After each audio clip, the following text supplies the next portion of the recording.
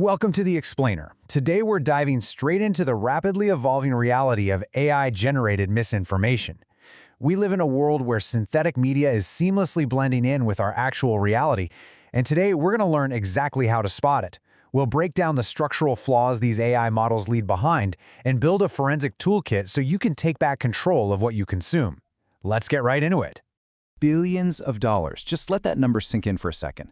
That is exactly how much value vanished into thin air on a pretty typical Monday morning back in May of 2023.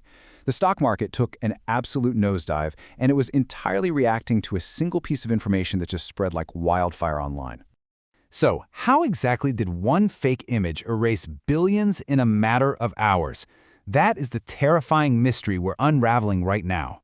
How does a single image dictate the real-world economy so drastically and so quickly? Well, this event absolutely proves that bad actors can use synthetic media to create massive, real-world chaos and do it without leaving a single trace. Section 1. The Pentagon Incident, a case study in deception. Let's look at the specific spark that ignited all this panic.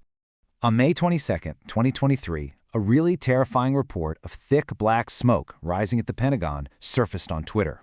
It came from what looked like a verified Bloomberg News account.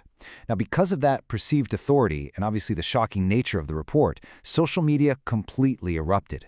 It reached hundreds of thousands of people in literally minutes. But here is the massive catch. Absolutely none of it was real. The image was entirely generated by AI, and the Bloomberg account itself was a complete fake. Local authorities and media jumped in quickly to calm the panic, but honestly, the boundary between reality and deception had already been permanently blurred. Section 2. The AI Misinformation Engine, from clunky to hyper-realistic. To understand how a fake image could fool the global economy, we've got to look at the engines driving this crisis. It really comes down to this unprecedented overlap of the rapid evolution of generative AI and the massive reach of social media. Look at how quickly this builds. Generative AI has really only taken off in the last 5 years, largely driven by lowered computing costs and some massive research advancements. Back in 2019, AI was pretty clunky. If you asked it for a dog, you basically got this unrecognizable, terrifying blob of pixels. By 2022, things got slightly better, but you still needed deep education to use the tools, and they were super expensive. Now, look at 2024. The generation is immersive, it's high definition, and worst of all for the spread of misinformation, it is completely free, and you don't even need to be a software programmer to use it. And the leaping capabilities on the tech side is just as wild. Back in 2019, if you asked an AI to write a story about a dragon, you'd get a total jumbled mess. It would literally say something like, "The Diagon saw the kingdom, blah blah blah." It was like a lost kid trying to rephrase a sentence so you don't realize they have no idea what they're talking about. Fast forward to 2024, and that exact same prompt gives you complex, Game of Thrones-level narratives on demand. We're talking character names like Arcones, and just an incredible attention to detail. Now, what's incredibly interesting here is the delivery mechanism for all this highly capable AI content. Social media is the engine fueling the spread. With 54% of the US population relying on social media as their primary news source, bad actors have found the absolute perfect, highly targeted distribution platform for their synthetic media. And social media thrives on what we call the personalization trap. These platforms are constantly gathering incredible amounts of data on you, your age, gender, location, even your hidden biases. The algorithm quietly learns your deepest preferences to feed you exactly what you're most likely to engage with. So when you combine this highly tuned personalization engine with cheap, accessible AI content, it creates a deadly combination. It allows bad actors to generate targeted misinformation at a massive scale and just let the algorithm do the heavy lifting of finding the vulnerable audience. So, let this crucial point sink in for a second. This powerful overlap is designed to show you what you already want to believe. You aren't just seeing random fakes out in the wild. You're being served highly sophisticated illusions that have been specifically crafted to validate your existing worldview. It is literally an information ecosystem built to confirm what you already think is true. Section 3. Spotting Visual Red Flags, your forensic breakdown toolkit.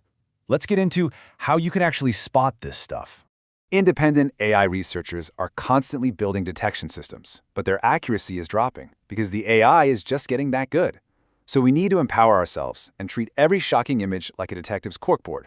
Going back to that fake Pentagon explosion that tanked the stock market, if you just force yourself to pause and zoom in, the illusions start to break down.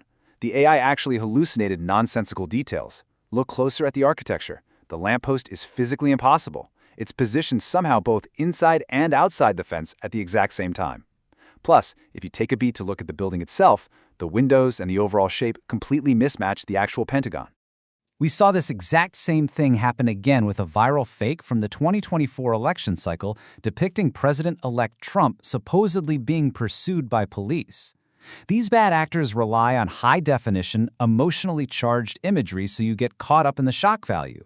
But if you push past that initial emotion and look at the context, there's a blatant visual anomaly. None of the police officers who are supposedly in a high-speed chase with a suspect are actually looking at him. Clearly, that is not how a real pursuit works. The AI understands the basic elements of a chase, but it completely lacks true spatial and logical reasoning. And hey, it goes way beyond politics. Think about Know Your Customer, or KYC protocols, which financial institutions use for secure identity verification. A viral image recently exposed how AI can disrupt even these processes. It showed a woman holding up her ID card to verify her identity, but a closer inspection revealed that both the woman and the ID card were entirely AI-generated. The technology is actively being used right now to generate fake humans holding fake documents to bypass security.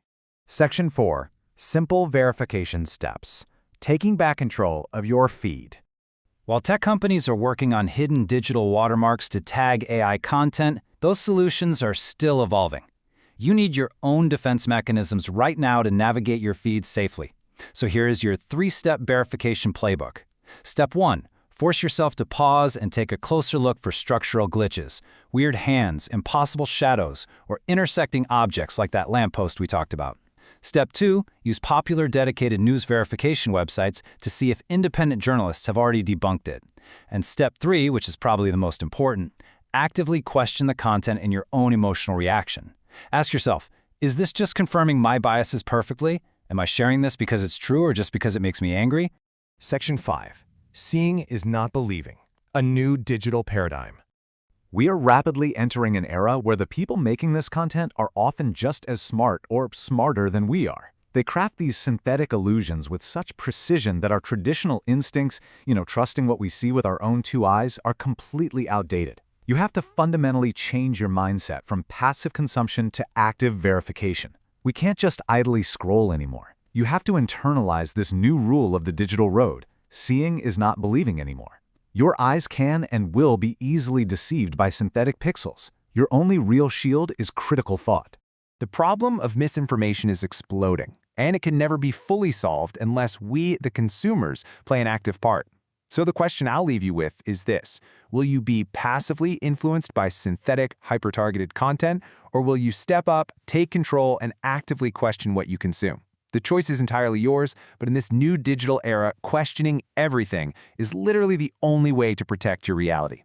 Thanks for joining me on this explainer, and I'll catch you on the next one.